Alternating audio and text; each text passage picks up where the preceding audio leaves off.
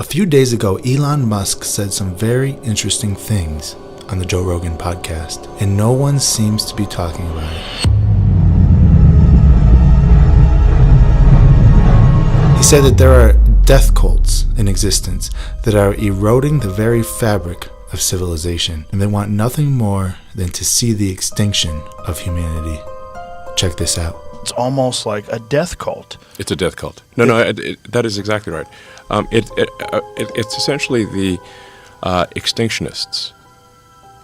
Like, it's in the limit. It is that they're propagating the extinction of humanity and civilization. And there's some people who are like most of the time it's implicit. They don't but sometimes it's explicit. Like, there was a guy on the front page of the New York Times who literally has the thing called the extinctionist movement, and he was quoted on the front page of the New York Times as saying, there are 8 billion people in the world, but it would be better if there were none. And I'm like, well, buddy, you can start with yourself. Yeah. Does he have friends? That's what always fascinates me. Well, here he is. That guy. He looks like he's not long for this earth. I mean, he's not Voluntary young. human extinction movement. That's hilarious. I'd like to party with that dude. I would just like to That's an explicit version of the death cult. Yeah, maybe the extinctionist live long cult. and die out. It's not. The extinction is a word he uses. Yes. No, I mean, it's not. It's literally a self-description. Did they cover him glowingly? Cult was in charge of social media. Yeah. And still largely is at Google and Facebook, by the way. Yeah. So I'm like, I'm not in favor of human extinction. They are, and they can go to hell.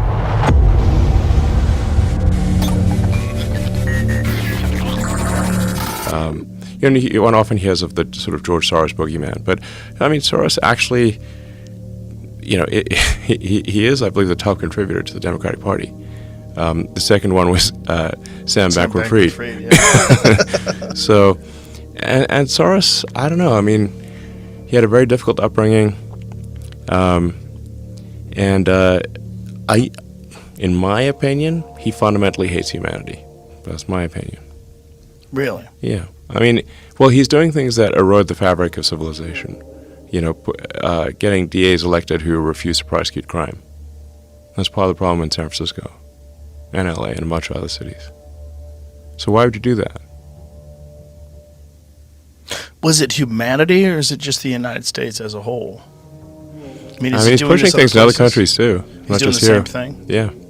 Now, George at this point is pretty old. I mean, he's not,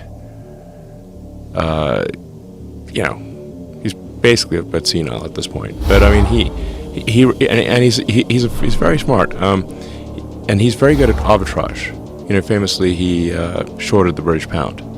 That's sort of how I think he made his first money, was shorting the pound.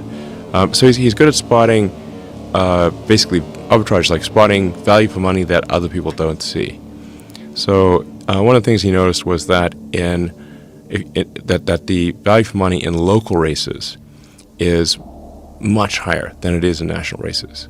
So the lowest value for money is a presidential race. Then next lowest value for money is a Senate race, then a Congress, and but once you get to sort of city and state district attorneys, the value for money is extremely good. And Soros realized that you don't actually need to change the laws, you just need to change how they're enforced. If nobody chooses to enforce the law, or the laws are differentially enforced, it's like changing the laws. That's what he figured out. But is what's stunning that this trend, that people haven't pulled the brakes on this and have it reverse course? I'm pulling the brakes. Yeah. Yeah, pulling the brakes right now. Yeah, you are. But you might be the only one. Let's see if we can find any evidence of this happening in the news. This is from October 24th, 2023, just a few days ago. A Maryland man who plotted an ISIS-inspired attack in Virginia and Washington, D.C., released from jail. A federal judge this week ordered the release of a Germantown man who spent more than 4 years in prison. He planned an Islamic State group-inspired attack at Dulles International Airport in Virginia and a shopping complex in D.C. It said he pleaded guilty in August to attempting to perform an act of violence. Interesting. Here we have one from October 30th. Quote, 2 people accused of fatally shooting a man in Orange County released from custody. The article says 2 people accused in 28-year-old Anthony Nixon's killing are out of jail. The state's attorney's office said the case against him isn't suitable for prosecution. This next article says, quote, pedestrian's grieving family is furious over driver's release from jail. This is from October 25th. The article says, the driver was released on bond after being arrested in the weekend traffic death of a homeless pedestrian. It says she was charged with a felony homicide by vehicle and driving under the influence of drugs. And it says court records show from 2020, just a few years ago, that she was accused of driving under the influence of alcohol, too fast for the conditions, and a failure to maintain lanes.